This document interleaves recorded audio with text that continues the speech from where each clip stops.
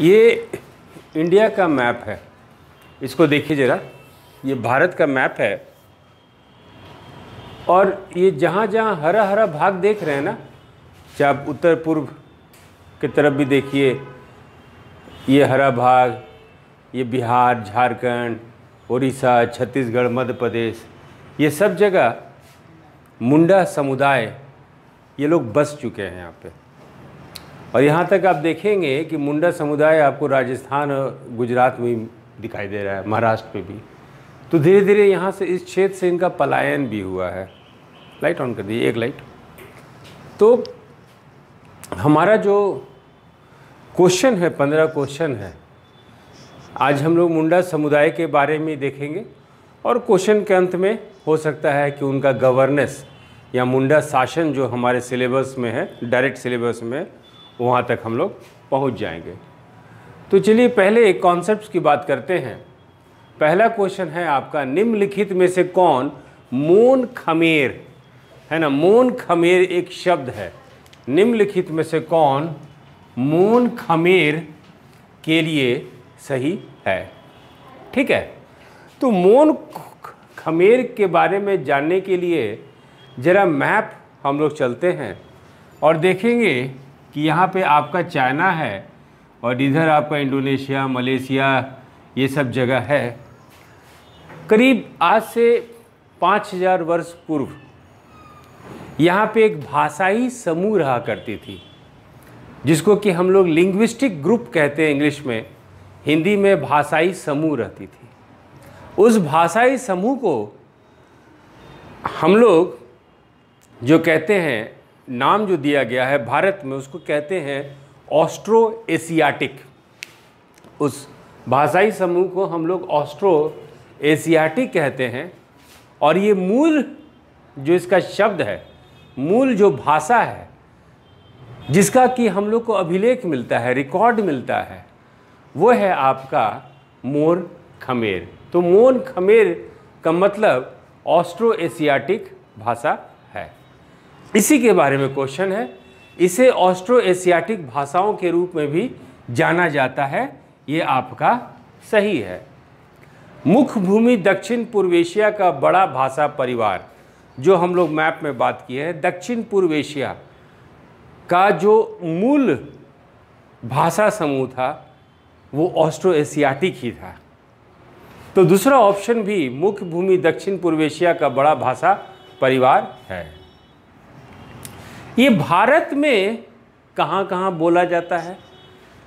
तो बांग्लादेश में भी बोला जाता है, भारत में भी बोला जाता है, नेपाल में भी बोला जाता है, और दक्षिणी चीन। जो हम लोग दक्षिण पूर्व एशिया की बात कर रहे हैं, भारत के अलावा बांग्लादेश में, नेपाल में, चीन के कुछ भाग में आज भी वर्तमान में भी ऑस्ट्रो एशियाटिक भाषा जो है बोली जाती है। और जैसे जैसे हम लोग और जो समुदाय, झारखंड के और समुदाय को देखेंगे, तब हम लोग को मालूम चलेगा कि ऑस्ट्रो एशियाटिक भाषा में कौन कौन और समुदाय है। लेकिन फ़िलहाल हम लोग ये जानते हैं कि मुंडा जो समुदाय है वो जिस भाषा परिवार से आता है उसको हम लोग ऑस्ट्रो एशियाटिक बोलते हैं या मोन खमेर कहते हैं। ठीक है, तो सही, इसका सही ऑप्शन क्या होगा? डी, सभी विकल्प। यदि क्वेश्चन हो तो पूछ लीजिएगा। अभी के मुंडा उन्हीं में से है? वही है। मुंडा के अलावा और भी जनजाति हैं जो ऑस्ट्रो एशियाटिक भाषा है, जो ऑस्ट्रो एशियाटिक भाषा बोलते हैं। जैसे आर का भाषा संस्कृत, तो संस्कृत को हम लोग अवेस्ता में भी देखते हैं, है कि नहीं? यूरोप के भी कितने भाषा हैं जो संस्कृत से मिलते जुलते हैं, राइट। उसी तरह इनका भी जो भाषा है, जो मूल भाषा है ऑस्ट्रो एशियाटिक, और जो अभी बोली में जो बोलते हैं, जो बोलते हैं, भाषा कौन है? जिसका स्क्रिप्ट हो, लिपि हो, सब कुछ हो, वो है ऑस्ट्रो एशियाटिक। लेकिन बोल चाल में जो भाषा बोलते हैं, कि अब सब क्वेश्चन ये पूछा जाए कि ये बोल चाल में कौन सा भाषा बोलते हैं, तब इसका आंसर क्वेश्चन नंबर 2 है। मुंडा लोगों की प्रमुख भाषा क्या है? तो वो है मुंडारी, वो है मुंडारी। आपके क्वेश्चन का आंसर मिल गया। मूल जिसका लिपि है, अभिलेख है, रिकॉर्ड है ना, स्क्रिप्ट है, वो है ऑस्ट्रो एशियाटिक। और ऑस्ट्रो एशियाटिक का ही एक रूप है जो मुंडा लोग बोलते हैं, उस रूप को हम लोग कहते हैं मुंडारी भाषा, या कह सकते हैं कि मुंडारी भाषा ऑस्ट्रो एशियाटिक का एक रूप है, एक शाखा है। क्लियर है? क्लियर है? यहीं के रहने वाले थे क्या मुंडा? अब इसके बारे में आगे क्वेश्चन देखते हैं, कहाँ के रहने वाले हैं। ये क्वेश्चन भी हम लोग हल कर लेते हैं। हम लोग जीरो से स्टार्ट कर रहे हैं ना, तो जीरो से स्टार्ट कर रहे हैं तो हम लोग को तो सब कुछ जानना चाहिए, है कि नहीं। जैसे आप पूछे कहाँ के रहने वाले हैं। अब तीसरा क्वेश्चन ये है, आपके क्वेश्चन पे भी आ रहे हैं, हम भारत में मुंडा ट्राइब्स या जनजाति को कहाँ पाते हैं। तो हम लोग इनको बिहार में भी पाते हैं, झारखंड में भी पाते हैं, ओडिशा में भी पाते हैं, पश्चिम बंगाल में भी पाते हैं और छत्तीसगढ़ में भी पाते हैं। तो सही ऑप्शन क्या हुआ? थर्ड का सभी विकल्प। ठीक है। अच्छा, अब एक और सवाल है कि भारत में ये लोग कहाँ कहाँ रहते हैं। भारत में लोग कहाँ कहाँ रहते हैं, तो उसी पे क्वेश्चन नंबर 4 है, त्रिपुरा में मुंडा लोग को क्या कहा जाता है। त्रिपुरा में मुंडा लोग को क्या कहा जाता है? इनको कहा जाता है मूरा। तो 4 में, यानी मुंडा जो हैं ये आदिवासी जनजाति समूह जो है ये आपको त्रिपुरा में भी रहते हैं, और त्रिपुरा में इनको क्या कहा जाता है? मूरा। ये समूह जो है और भी प्रदेश में रहते हैं। मध्य प्रदेश में मुंडा लोगों को क्या कहा जाता है? तो इनको कहा जाता है मूडा। इनको कहा जाता है मूडा। यानी मध्य प्रदेश में क्या बोला जाता है? मुंडा को मूडा। त्रिपुरा में क्या बोला जाता है? मूरा। छत्तीसगढ़ में क्या बोला जाता है? मुंडा। झारखंड में क्या बोला जाता है? मुंडा। लेकिन त्रिपुरा और मध्य प्रदेश में मूरा और मूडा के नाम से हम लोग जानते हैं। क्लियर हुआ? अब आपका क्वेश्चन यही था, क्वेश्चन आपका, मुंडा जनजाति का उद्गम स्थल कहाँ है। ठीक है, ऑप्शन है दक्षिण पूर्व एशिया, छोटा नागपुर, ओडिशा और नेपाल। तो इनका उद्गम स्थल जो है वो है दक्षिण पूर्व एशिया। ठीक है, चलिए अभी बताते हैं। अभी थोड़ा सा अपने क्या बोलते हैं, पेशेंस को जरा संयम रखिए। ठीक है, अब देखते हैं कि दक्षिण पूर्व एशिया में कौन कौन देश आ सकता है, कोई बता सकते हैं आप लोग?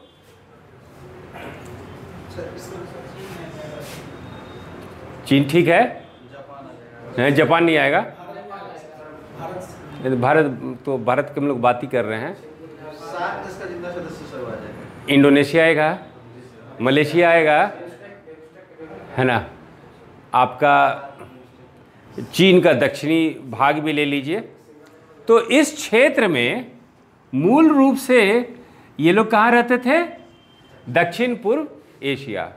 जितने भी जानकार हैं, जितने भी विद्वान हैं, जितने भी एंथ्रोपोलॉजिस्ट हैं, जितने भी सोशोलॉजिस्ट हैं, सबका यही कहना है कि मूल रूप से ये लोग कहाँ रहते थे?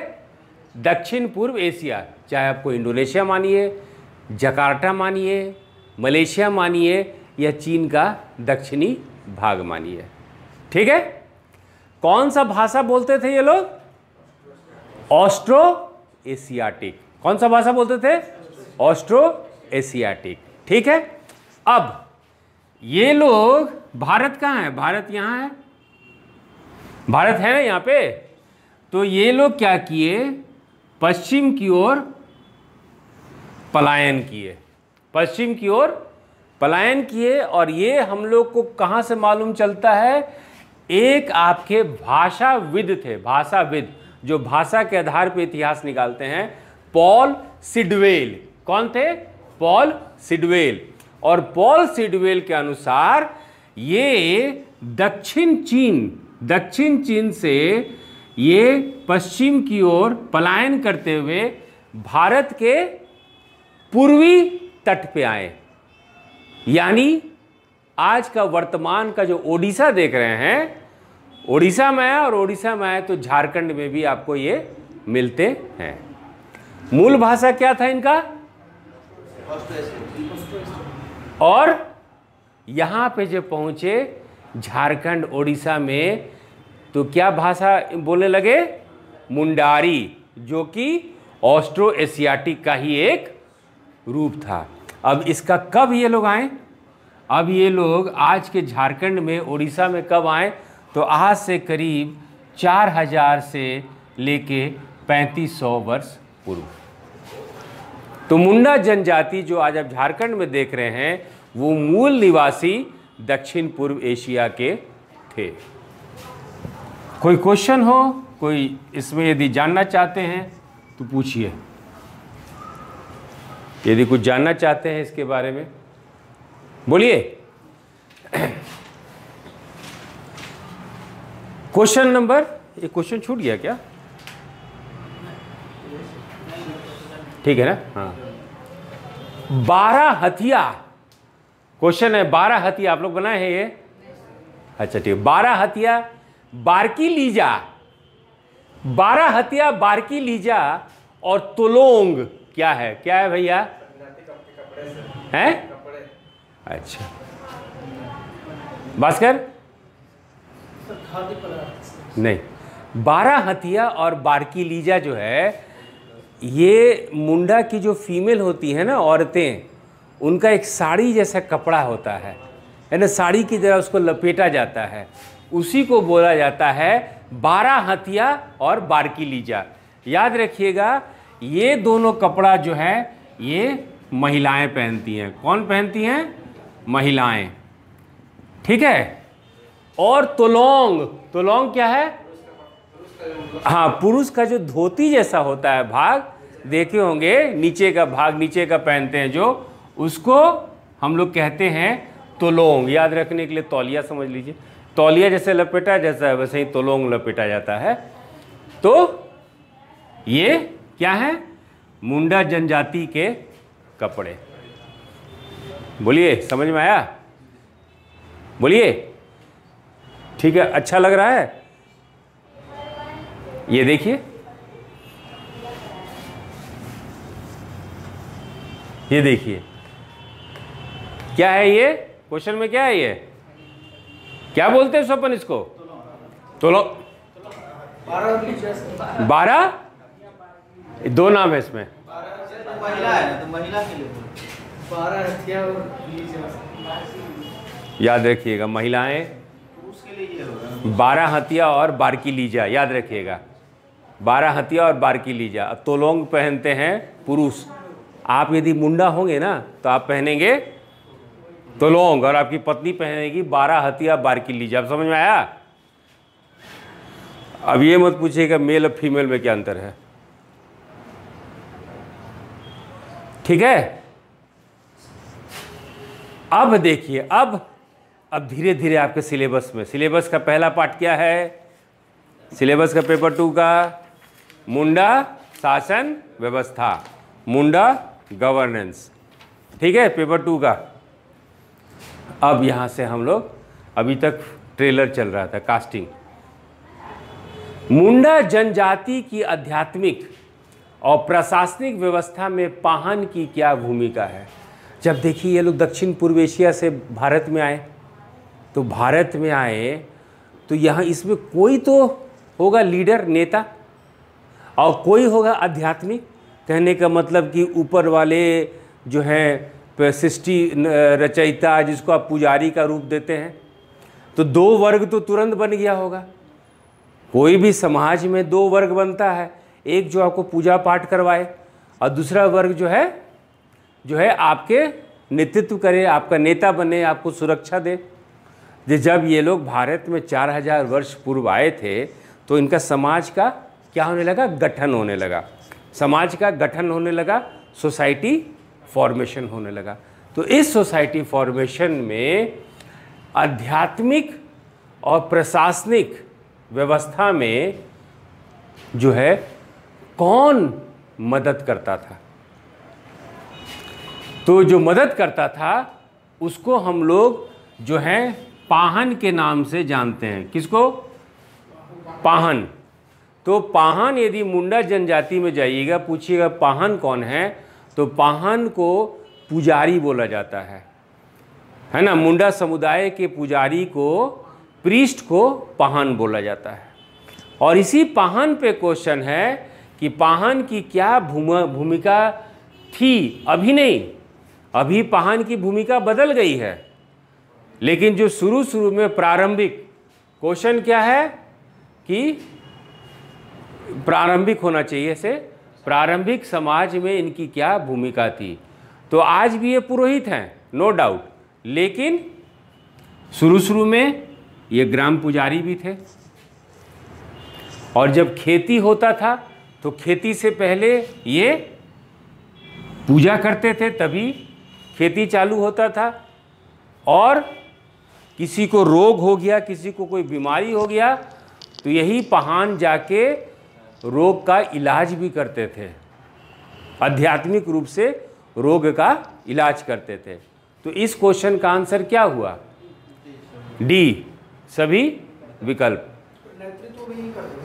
नेतृत्व फिर बाद में इनके नेता को ही मुंडा बोला जाने लगा। ये तो पुजारी हो गया, पूजा पाठ, लेकिन शुरू में नेतृत्व भी करते थे। लेकिन जब समाज बढ़ा तो एक ही आदमी सारा काम नहीं कर सकता है, तो इसमें एक नेता विकसित हुए और उस नेता को ही हम लोग मुंडा कहने लगे। तो मुंडा जो हो गया, इनमें सबसे जो महत्वपूर्ण हो गया वही मुंडा, जैसे बिरसा मुंडा, राइट। तो ये आगे इतिहास हम लोग देखते हैं। फिलहाल ये समझे पाहन क्या है? पुरोहित, पुजारी, ये ध्यान रखिएगा। और कोई भी काम मुंडा में होता था तो ये पाहन ही पहले चालू करते थे। ये देखिए, कुछ भी काम होता था तो ये पाहन जो है, पुजारी बाबा जो हैं, ये अपना जो है पूजा पाठ चालू करते थे। जैसे देखिए, एक इनमें एक पर्व है, होता है मुंडा में एक पर्व होता है, हम लोग उसको डिटेल में आगे भी देखेंगे, जिसका नाम है सरहुल, है ना। तो सरहुल में क्या होता था कि पहले पाहन पूजा करते थे। अब पाहन के पूजा करने के बाद जो मुंडा समुदाय के जो लोग थे, पाहन का पैर को धोते थे और फिर उन लोग सरहुल पर्व की शुरुआत करते थे। उसी तरह एक परंपरा है जिसको कि हम लोग बोलते हैं बंगाड़ी, एक परंपरा है जिसको हम लोग बंगाड़ी कहते हैं। बंगाड़ी में क्या होता है कि जो पाहन थे वो पहले पूजा करते थे, बंगाड़ी पूजा, और बंगाड़ी पूजा करने के बाद क्या होता था, मुंडा लोग खेती की शुरुआत कर देते थे। और यदि मान लीजिए किसी का तबीयत खराब हुआ, कोई बीमार है, रोगग्रस्त है, तो वैसे स्थिति में भी पाहन जो है जाके इलाज करते थे। तो पाहन का देख लिए कितना भूमिका है, कितना रोल है। अब देखिए, पाहन के भी प्रकार हैं, पाहन के भी बहुत सारे प्रकार हैं। तो क्वेश्चन नंबर 9 निकालिए, निम्नलिखित को मिलाएं। पाहन के प्रकार, पाहन क्या थे? पुरोहित थे। तो प्रकार, यदि पाहन के प्रकार होंगे तो वो अलग अलग तरीके से पूजा भी करेंगे, अलग अलग पूजा भी करेंगे, है कि नहीं। तो एक है देसोली पाहन। ये कौन है देसोली पाहन? मतलब ये किस तरह के पुजारी हैं, है ना। तो एक पूजा होता है, एक पूजा होता है जिसको हम लोग कड़ा बलि कहते हैं, जिसको हम लोग कड़ा बलि कहते हैं। क्या कहते हैं? कड़ा बलि। इस कड़ा बलि में जो नर भैंस होता है ना, नर भैंस, उसकी बलि दी जाती है। कड़ा बलि में क्या किया जाता है?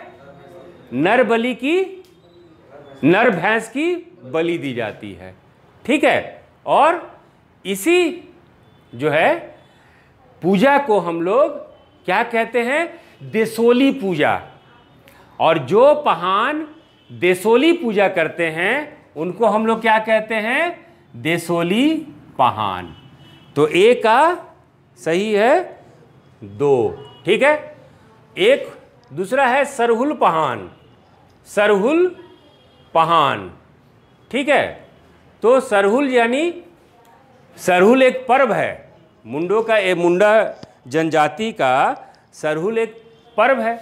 तो ये पर्व जो शुरुआत करते हैं, जो पहान के प्रकार जो इस पर्व की शुरुआत करते हैं उसको हम लोग सरहुल पहान कहते हैं।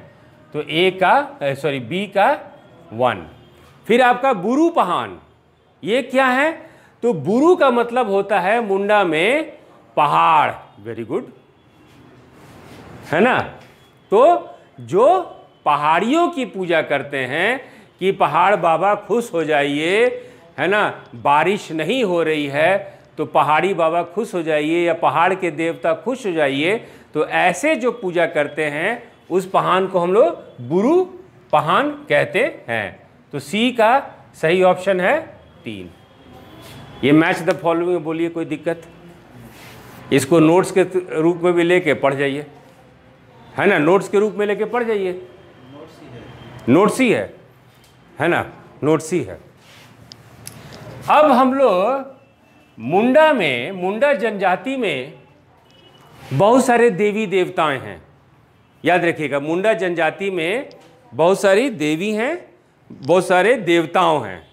तो मुंडा जनजाति में कौन कौन से देवता हैं उनके बारे में यदि हम लोग क्वेश्चन नंबर 10 और 11 बनाएंगे तो ये हम लोग को मालूम चल जाएगा।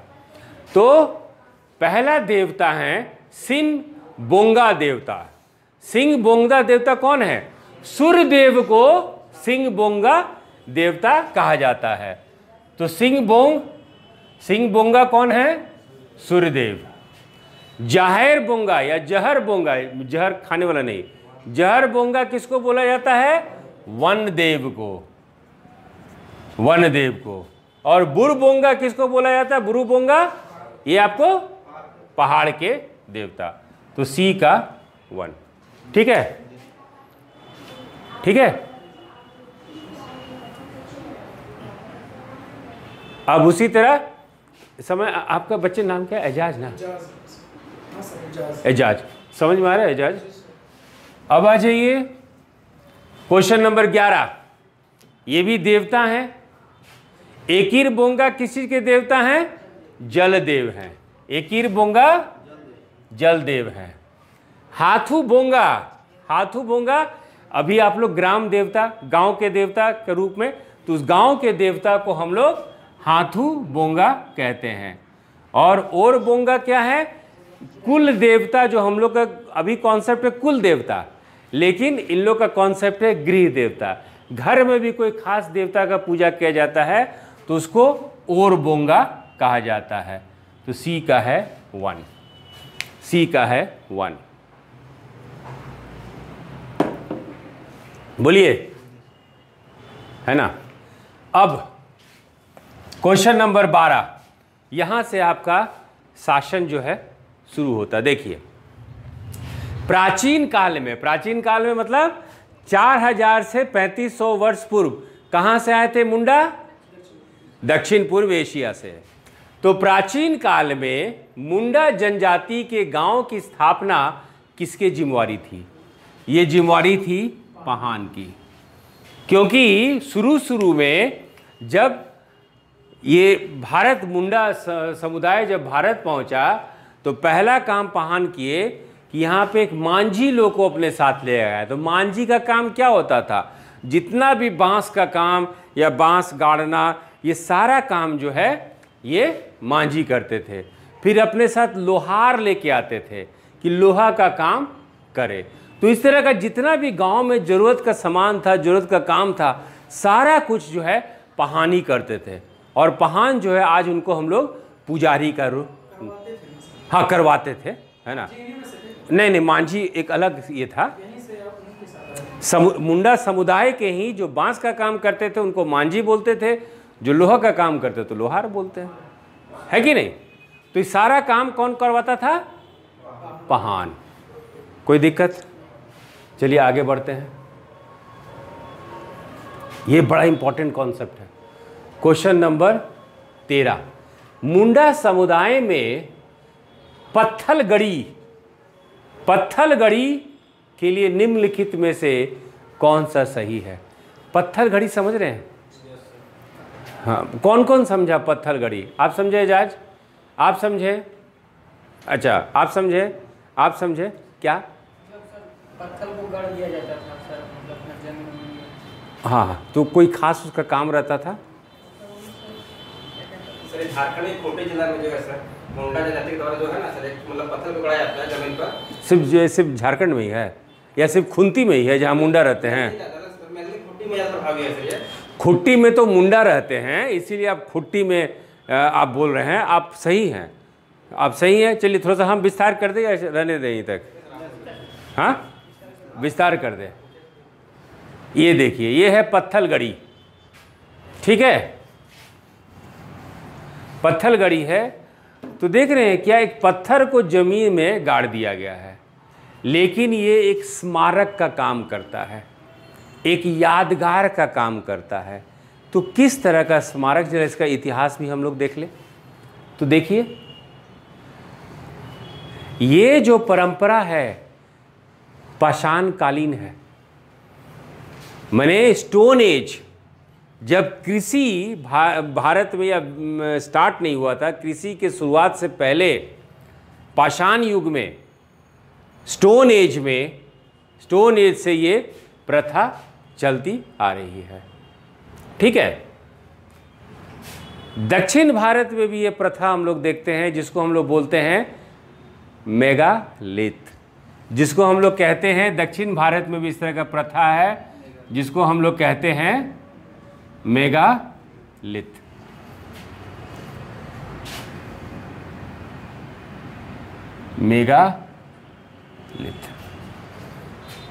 ये स्मारक का काम करता है, याद का। तो क्या जाता है कि मान लीजिए किसी की मृत्यु हो गई तो वहाँ पे ये गाड़ दिया गया पत्थर। मान लीजिए खगोल विज्ञान को समझने के लिए कि यहाँ से तारा साफ साफ दिखाई देता है, यहाँ से ध्रुव तारा दिखाई देता है, उस चीज़ के लिए भी ये पत्थर गाड़ दिया जाता है कि ताकि हम लोग को दिशा का ज्ञान हो जाए। कबीलों के अधिकार क्षेत्रों का सीमांकन को दर्शाने के लिए खूंटी में यही इस्तेमाल होता है कि हर एक गांव में जो कबीला हैं या आदिवासी हैं या जनजाति हैं, उनका अपना क्षेत्र है। तो एक क्षेत्र को दूसरे क्षेत्र से अलग करने के लिए सीमा बनाने का भी ये काम करता है। बसाहटों की सूचना देने के लिए, यानी हम लोग यहाँ पे बसे हुए हैं, ये गांव इस जनजाति का है, तो इसकी भी सूचना देने के लिए ये पत्थलगड़ी का इस्तेमाल किया जाता है। और सामूहिक मान्यताओं को सार्वजनिक करने के लिए, कहने का मतलब कोई सूचना देने के लिए भी जो है हम लोग पत्थलगड़ी का इस्तेमाल करते हैं, ठीक है। हाँ, आगे बढ़ते हैं। अब महापाषाण युग में इसको हम लोग शिलावर्त भी बोलते हैं और मेगालिथ भी बोलते हैं। वर्तमान में सबसे अच्छा उदाहरण इसका झारखंड का मुंडा आदिवासी समुदाय है, जो कि हम लोग को प्राग ऐतिहासिक काल, प्री हिस्टोरिक पीरियड और पाषाण काल का उदाहरण देता है। और मुंडा सबसे ज़्यादा कहाँ रहते हैं? कौन से डिस्ट्रिक्ट में? खुंती में। तो इसीलिए खुंती बार बार राकेश कह रहे थे, ठीक है। अब देखिए, अब चलिए इसी के आधार पे क्वेश्चन बनाइए। मुंडा समुदाय में पत्थलगड़ी के लिए निम्नलिखित में से कौन सा सही है? मुंडा समुदाय के लिए महत्वपूर्ण परंपरा है, सही है? हाँ, ये सही है। ये सरकार के विरोध में कार्रवाई करते हैं, ये सही है गलत? गलत है। एक घटना को इसके बारे में शिलालेख द्वारा मनाया जाता है और इसे भूमि के एक टुकड़े पे खड़ा कर दिया जाता है, सही है। तो सही ऑप्शन क्या है? 1 और 3। तो सही ऑप्शन आपका डी 1 और 3। ठीक है जी। इसका एक और संदर्भ था ना सर कि ये लोग जो पत्थलगड़ी जो होता है सर, उसमें अपना खुद का सब नियम कानून को लिखते हैं, सरकार के नियम का पालन नहीं अभी कहानी ख़त्म नहीं हुई है। आपको कैसा लगा कि आपका ये चीज़ यहाँ पे नहीं होगा? ऑप्शन बी में डाउट पॉइंट हुआ हैं? ऑप्शन बी भी थोड़ा सा सही होना चाहिए, सरकार का नियम को नहीं मानता है। वो दूसरा जी बोलते हैं, ज़रा आप हम गौर फरमाएं। ठीक है,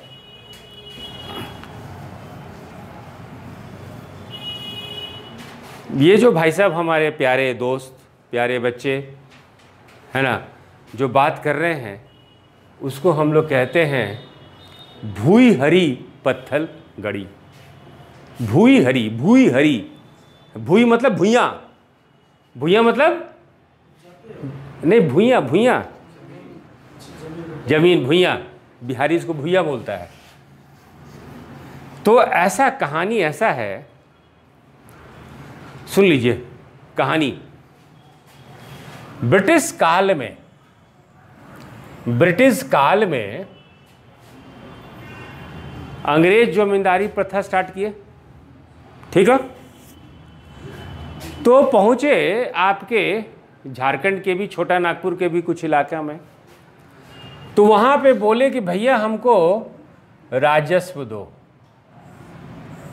रेवेन्यू दो, है ना, राजस्व दो, रेवेन्यू दो।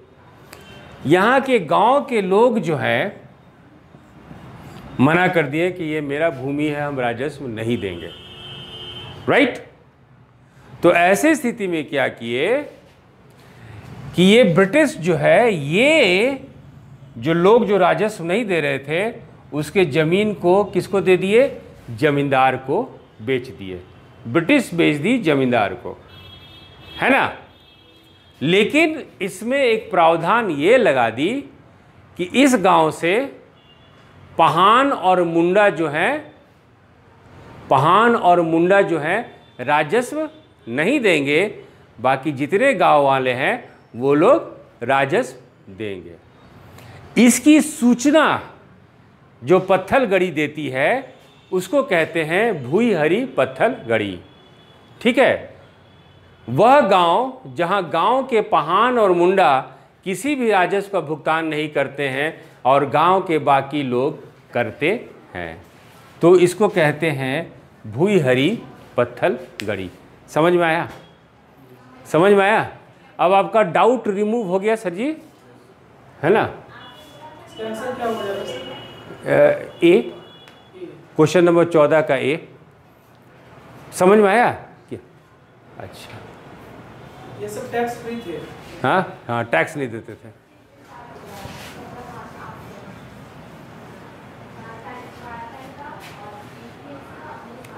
अब देखिए एक और आपका पत्थलगड़ी है जिसको हम लोग टाइडी दिरी है, जिसका नाम है टाइडी दिरी।